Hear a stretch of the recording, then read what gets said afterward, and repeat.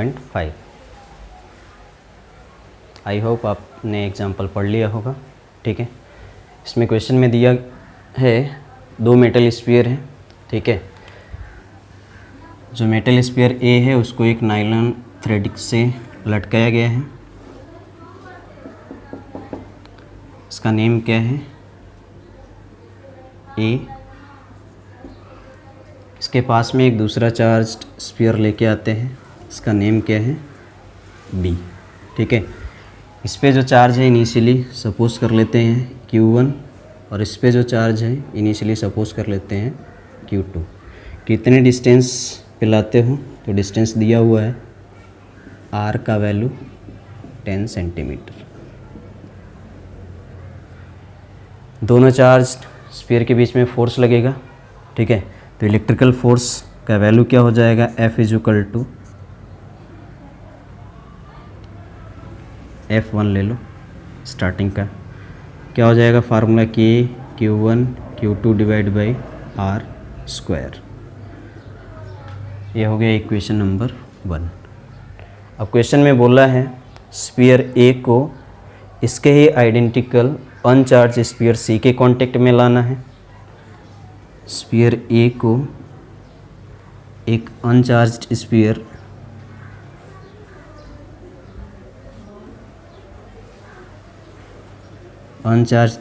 C के contact में लाना है, फिर इसको अलग कर देना है और स्फीयर B को इसके आइडेंटिकल अनचार्ज स्फीयर D के कांटेक्ट में लाना है। ये है B, इसके आइडेंटिकल है D, इसको अलग अलग कर देना है। ये B हो गया और ये D हो गया। इनिशियली A पे चार्ज कितना है? Q1। C पे चार्ज क्या है? 0, क्योंकि अनचार्ज है। मेथड बताया था कंडक्शन वाले में, दोनों चार्ज को ऐड कर दो डिवाइड बाई 2, तो Q1 + 0 / 2 वो क्या हो जाएगा? Charge on each sphere. Means इस वाले स्फीयर पे चार्ज कितना आएगा? Q1/2 और इस पे भी चार्ज कितना आएगा? Q1/2। सेम एस B वाले पे चार्ज क्या है? Q2, तो इस पे चार्ज क्या है? Q2 और इस पे चार्ज क्या है? 0।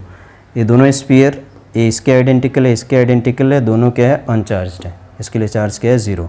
मेथड क्या है? दोनों चार्ज को ऐड कर दो डिवाइड बाई 2। ठीक है, तो Q2 + 0 / 2 हो जाएगा चार्ज ऑन ईच स्फीयर, मतलब Q2/2 और ये भी क्या हो जाएगा? Q2/2। ठीक, अब सेम डिस्टेंस पे A और B को लाते हैं, फिर न्यू इलेक्ट्रिकल फोर्स फाइंड करना है। अब जो A वाला स्फीयर है उस पे चार्ज कितना है?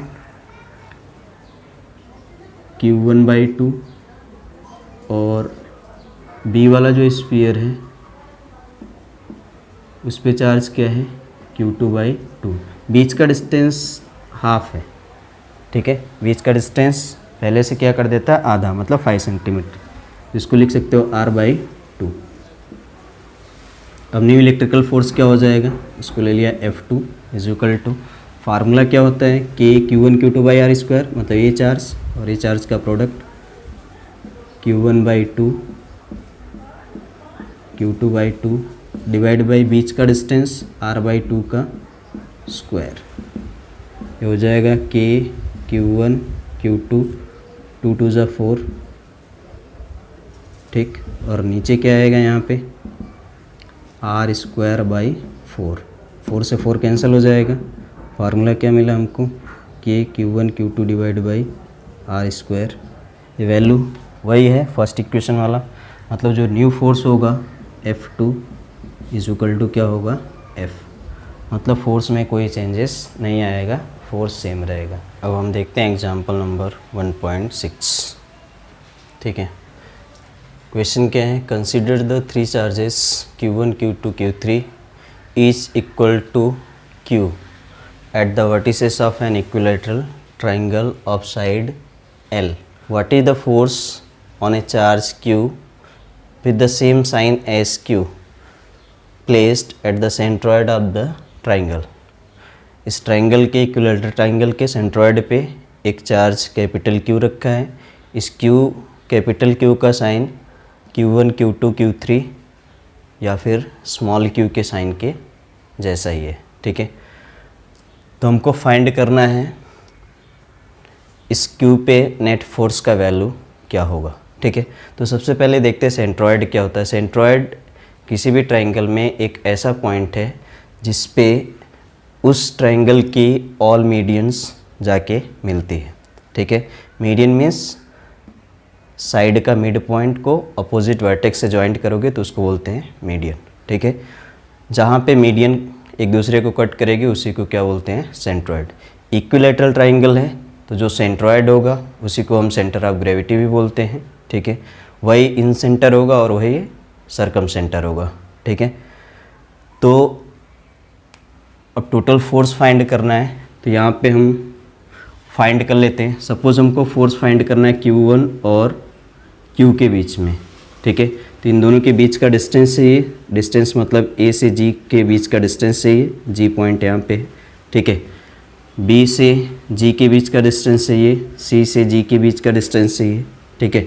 तो पहले हम डिस्टेंस फाइंड कर लेते हैं। डिस्टेंस कैसे फाइंड करेंगे, तो यहाँ से हम इसको पूरा मिला देते हैं, ठीक है। इक्विलैटरल ट्रायंगल में परपेंडिकुलर होता है, ठीक, 90 का एंगल बनता है। तो पहले हम फाइंड कर लेते हैं AD, ठीक। और ऊपर वाला जो पोर्शन AG है पूरे AD का कितना होता है, 2/3। तो सबसे पहले हम फाइंड करेंगे AD। हमको दिए हैं सब चार्ज क्या है, Q1 Q2 Q3 बराबर किसके हैं, Q के, ठीक। तो ट्रायंगल ले लो, इन ट्रायंगल ABD फाइंड करना है AD। साइन लगा दो, ये वाला एंगल कितना होगा, 60। तो साइन 60 इज इक्वल टू क्या हो जाएगा, AD डिवाइड बाई AB। तो यहाँ से AD क्या हो जाएगा, AB मीन्स क्या, L साइन 60 इधर आ जाएगा, साइन 60 कितना, √3/2 इज इक्वल टू AD आ गया। अब क्या हो जाएगा, AG का वैल्यू, इसलिए AG is equal to 2/3 of AD means 2/3 AD का वैल्यू √3/2 L। 2 से 2 कैंसिल, ऊपर नीचे अगर हम √3 से इंटू और डिवाइड कर देते, √3 क्या हो जाएगा, 3 और 3 से कैंसिल हो जाएगा, ठीक है। तो बचेगा क्या, इधर L बचा और इधर डिवाइड में √3, L/√3। ये क्या मिल गया, AG का वैल्यू, ठीक है। अब इस सेंट्रॉयड का ईच वर्टिसेस से डिस्टेंस क्या होता है, सेम, मीन्स A से G का वैल्यू जो होगा वही B से G का होगा, वही C से G का होगा। मतलब AG किसके बराबर हो जाएगा, यहाँ पे लिख दो, AG BG CG is equal to L/√3। इसी को हमने R ले लिया, ठीक। अब फोर्स फाइंड कर लेते हैं। Force on charge Q due to Q1 का वैल्यू कितना है, Q के बराबर, ठीक है। तो इसको कैपिटल Q कहाँ पे, G पे, तो लिखोगे G। किससे फाइंड करना है, जो A पे है, तो FGA is equal to formula क्या होता है, K Q1 Q2/R²। Q1 मतलब क्या, capital Q, Q2 means small q, और R² मतलब इनटू ए मैग्नीट्यूड हो गया। डायरेक्शन रखना है, ठीक है। डायरेक्शन के लिए हम यहाँ पे एक्सिस फॉर्म कर लेते हैं। इसको हम ले लेते हैं ओरिजिन, इधर ले लेते हैं x एक्सिस,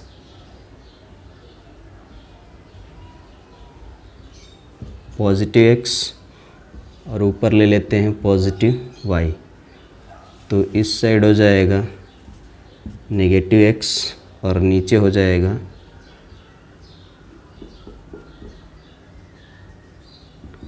नेगेटिव y, ठीक है। तो G पे फोर्स फाइंड करना है A से, तो इस फोर्स का डायरेक्शन किधर होगा, सेम चार्ज है तो डायरेक्शन ऑफ फोर्स किधर होगा, अवे फ्रॉम द चार्ज। ठीक है, मतलब एफ जी ए का डायरेक्शन नीचे, ऊपर एक्स एक्सिस के लिए क्या लेते हो आई कैप, वाई के लिए जे कैप, नेगेटिव वाई के लिए क्या हो जाएगा माइनस जे। ठीक है, तो डायरेक्शन क्या हो जाएगा वेक्टर फॉर्म में, अगर इसको वेक्टर फॉर्म में रखोगे तो इधर क्या आ जाएगा माइनस जे कैप, या फिर इसी को लिख सकते हो क्या, F is equal to minus K Q Q divide by R square into J cap, equation number 1। अब दूसरा फाइंड करते हैं, बी वाले पे जो चार्ज है, force on charge Q due to Q2, इसको क्या लिखोगे, G पे फोर्स फाइंड करना है B से, तो हो जाएगा K Q, Q2 means Q divide by बीच का डिस्टेंस R स्क्वायर। ठीक, और इसका डायरेक्शन किधर होगा, इससे फाइंड करना है, इसका डायरेक्शन होगा दोनों चार्ज को ज्वाइन करने वाली लाइन और उससे अवे, मतलब ये हो गया डायरेक्शन इसका एफ जी बी का। अब ये कितना एंगल पे होगा, तो देखो एंगल 30, ये 90, तो ये कितना होगा 60, ये 60, तो अपोजिट एंगल भी क्या होगा, ए लाइन और ए लाइन इंटरसेक्ट कर रही है तो अपोजिट एंगल बराबर होगा, मतलब ये भी क्या हो जाएगा 60। ठीक, एक्स और वाई एक्सिस परपेंडिकुलर है, ये 60 है तो ये वाला कितना हो जाएगा 30, एंगल हो गया 30। अब इसका थीटा के पास वाला कंपोनेंट कॉस और थीटा से दूर वाला साइन, मतलब एफ इस जी बी का कॉस इधर आएगा और साइन इधर आएगा, तो इसको लिखोगे कॉस 30 आई कैप, और ये ऊपर जाएगा मतलब प्लस, दूर वाला क्या होता है साइन 30 जे कैप। ठीक है, ये हो गया इक्वेशन नंबर 2। वापस अब थर्ड वाले से फाइंड कर लेते हैं, force on charge Q due to Q3, इसको लिखोगे एफ जी किससे, सी से, K Q Q by R square, C Q पे फाइंड करना है इसी वाले से, तो इसका डायरेक्शन किधर होगा, इस साइड,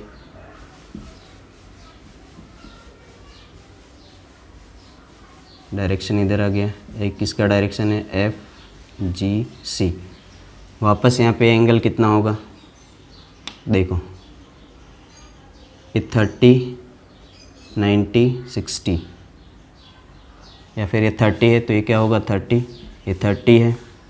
ठीक, तो ये वाला कितना हो जाएगा 30 30 90 पूरा 60 30, ये भी कितना हो जाएगा 30। ठीक है, एंगल कितना हो गया 30। तो देखो ये वाला फोर्स का डायरेक्शन इधर है, इसका कंपोनेंट फाइंड करेंगे तो एक कंपोनेंट इधर आएगा नेगेटिव एक्स में और दूसरा कंपोनेंट ऊपर जाएगा पॉजिटिव वाई में। नेगेटिव एक्स मतलब माइनस आई कैप और पॉजिटिव वाई मीन्स प्लस जे कैप। ठीक है, तो इस फोर्स का जो कंपोनेंट आएगा माइनस एक्स में वो क्या हो जाएगा, थीटा के पास वाला कॉस, तो कॉस 30 इधर आ रहा है माइनस आई कैप, और दूसरा कंपोनेंट ऊपर जा रहा है sine 30 J cap, equation number 3। तीनों इक्वेशन प्लस कर दो, net force on G F net is equal to क्या हो जाएगा F G A plus G B plus G C. Plus कर दो तीनों को, मीन्स इक्वेशन 1 2 3 प्लस करना है। इक्वेशन 1 में देखो सब में कॉमन है K Q small Q by R square. ठीक है, तो K Q small Q by R square बाहर ले लिया, इसमें क्या बचेगा माइनस जे कैप प्लस इसमें आया cos 30 आई कैप प्लस sin 30 1/2 मतलब 1/2 जे कैप। इधर क्या आएगा माइनस cos 30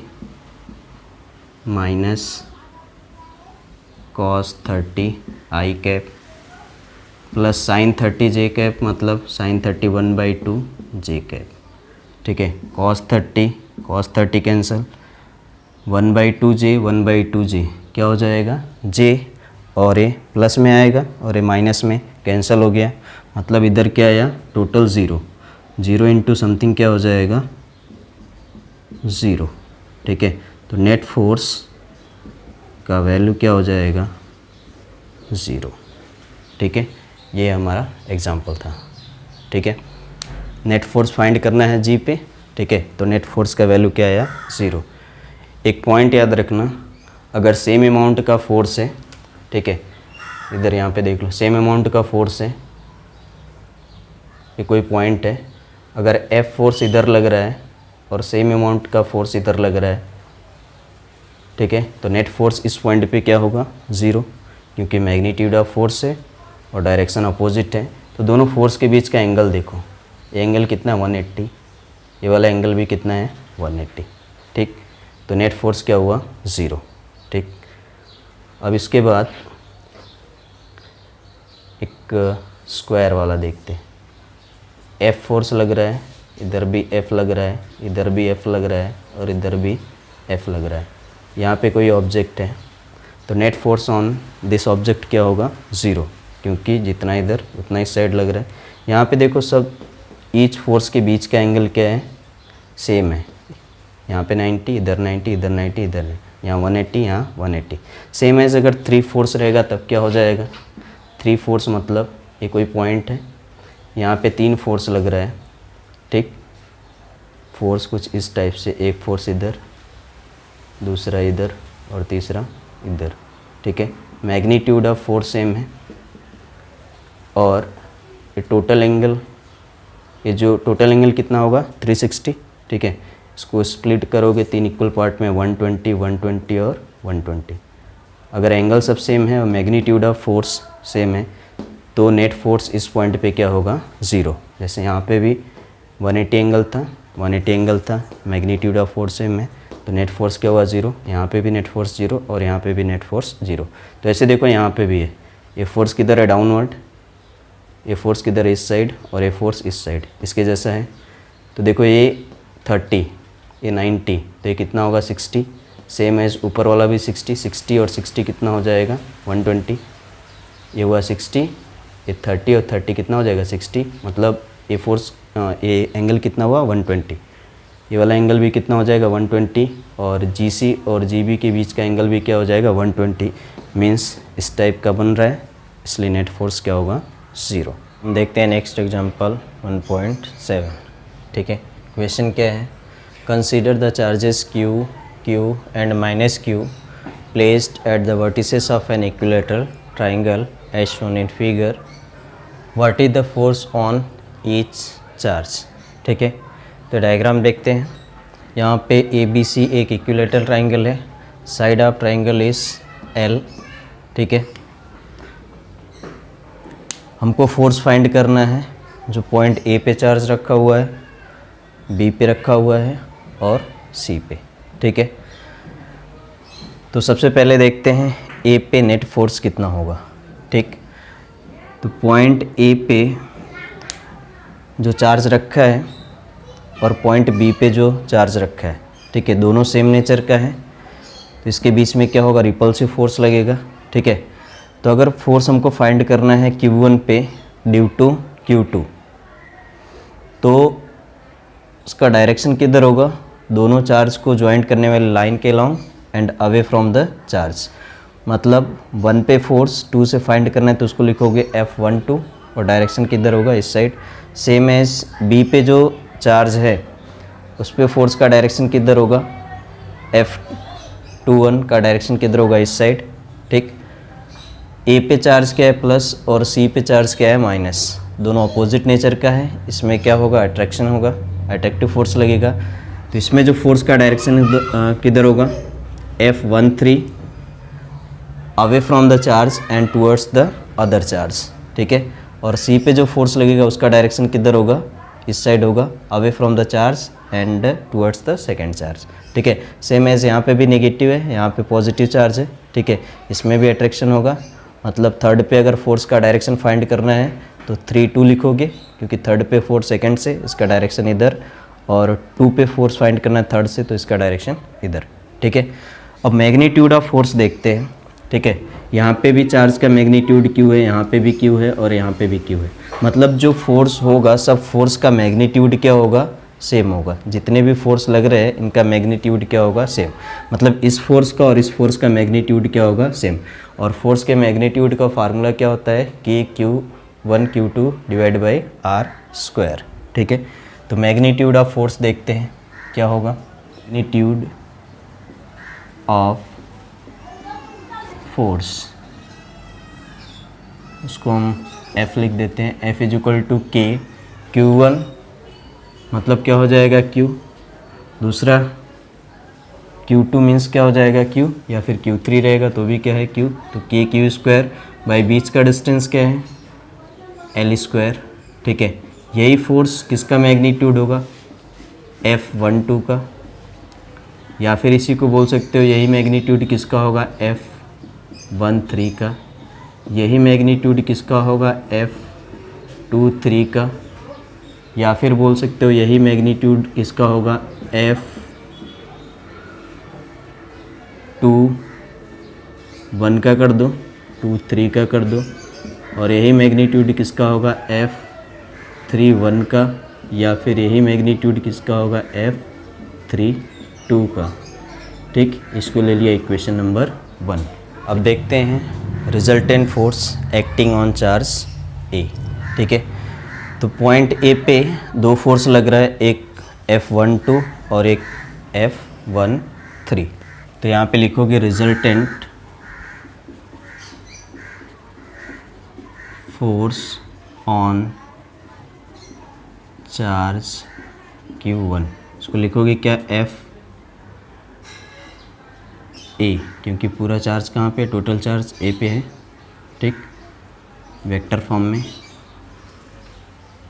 तो यहाँ पे देखते हैं रिजल्टेंट कैसे निकालोगे, F ए, एक फार्मूला है रिजल्टेंट निकालने का, resultant R is equal to क्या होता है, अगर दो वेक्टर ए और बी है उनके बीच का एंगल थीटा है, तो रिजल्टेंट निकालने का फार्मूला क्या होता है, A square plus B square plus 2AB cos theta, ठीक। तो यहाँ पे ए पे फाइंड करना है तो इसको लिख दो F A is equal to, A means क्या है, F12, F12 मतलब क्या है, F square plus F square plus 2F, यहाँ पे भी F कॉस थीटा का वैल्यू कितना होगा, इक्विलेटरल ट्रायंगल है तो एंगल कितना होगा 60, तो ये पूरा एंगल कितना बचा 120, और कॉस 120 कितना होता है -1/2, तो हो जाएगा F square plus F square plus 2F square cos 120 -1/2, minus आगे कर दो, तो 2 से 2 कट गया, F स्क्वायर माइनस में प्लस में ये दोनों कट जाएगा, बचा रूट में F, रूट में F स्क्वायर मतलब बाहर आएगा F, ठीक है। तो resultant force on charge Q1 क्या हो जाएगा, F, और F मतलब क्या, कि Q square by L square. Magnitude हो गया, डायरेक्शन देखते हैं, ठीक है। तो इन दोनों फोर्स का मैग्नीट्यूड सेम है और टोटल बीच का एंगल कितना है 120, ठीक। तो ये रिजल्टेंट एग्जैक्ट बीच में जाएगा, एग्जैक्ट बीच में जाएगा मतलब ए वाला एंगल भी कितना होगा 60 और ए वाला भी एंगल कितना होगा 60, ठीक। तो ये एंगल हो गया 60 और ये वाला एंगल भी कितना है 60, ठीक। एडजेसेंट एंगल पड़ा होगा, अगर ए एंगल इस एंगल के बराबर है तो ये दोनों लाइन क्या होती है, पैरेलल, ठीक है। सेम एज एक लाइन ए है, एक लाइन ए वाली है, एंगल कितना है 60-60 है, मतलब जो BC लाइन है इसके पैरेलल हो जाएगी, ठीक। मतलब इस फोर्स का डायरेक्शन किधर होगा, अलोंग द BC, ठीक। तो यहाँ पे डायरेक्शन ये मैग्नीट्यूड हो गया, डायरेक्शन क्या लिखोगे, अलोंग BC, ठीक। एक आंसर ये हो गया। दूसरा resultant force on charge Q2, जो B पॉइंट पे चार्ज रखा हुआ उस पर रिजल्टेंट क्या हो जाएगा। तो यहाँ पे भी देखो इस फोर्स और इस फोर्स का मैग्नीट्यूड सेम है, एंगल 60 है, ये कितना हुआ 120, तो इसके जैसे ही फाइंड करोगे रिजल्टेंट फोर्स एफ बी क्या आ जाएगा। एफ बी भी क्या होगा, एफ मतलब यहाँ पे लिखोगे फोर्स ऑन बी क्या हो जाएगा, के Q square by L square, ठीक। और इसका डायरेक्शन देखना है तो क्या हो जाएगा, डायरेक्शन यहाँ पे देखो ये एंगल टोटल 120 था तो ये हो जाएगा 60, ये 60 क्योंकि इक्वली डिवाइड हो जाएगा एंगल, तो ये हो गया 60, ये एंगल 60 है, ये एंगल 60 है, ठीक। तो ए लाइन और ए लाइन क्या हो जाएगी, पैरेलल, मतलब इस फोर्स का डायरेक्शन किधर होगा, अलोंग द लाइन ए सी। इसको लिखोगे क्या, अलोंग ए सी, ठीक। अब पॉइंट सी पे जो चार्ज है उस पे नेट फोर्स फाइंड करना है, ठीक है। तो पॉइंट सी पे नेट फोर्स कैसे फाइंड करोगे, तो देखो एक फोर्स इधर है दूसरा इधर है, बीच का एंगल कितना है 60, ठीक। तो यहाँ पे फार्मूले में क्या आ जाएगा, यहाँ पे आ जाएगा 60 और इधर फोर्स क्या हो जाएगा FC, और cos 60 कितना होता है 1/2 और इधर क्या आएगा cos 60 प्लस में होता है, तो F स्क्वायर क्या हो जाएगा 3F स्क्वायर, तो क्या हो जाएगा रूट के अंदर 3F स्क्वायर मतलब √3F।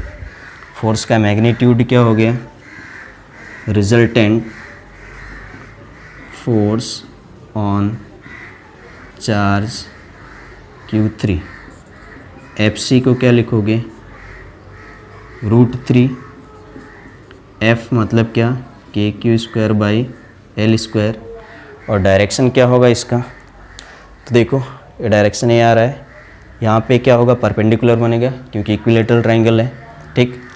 तो इक्विलेटरल ट्रायंगल में ये जो परपेंडिकुलर है इसको हम क्या बोलते हैं, परपेंडिकुलर बाइसेक्टर, मीन्स ये वाली जो लाइन है इस AB को दो इक्वल पार्ट में डिवाइड करेगी और 90 का एंगल भी फॉर्म हो रहा है, तो इस लाइन को हम क्या बोलते हैं, परपेंडिकुलर बाइसेक्टर ऑफ AB, ठीक है।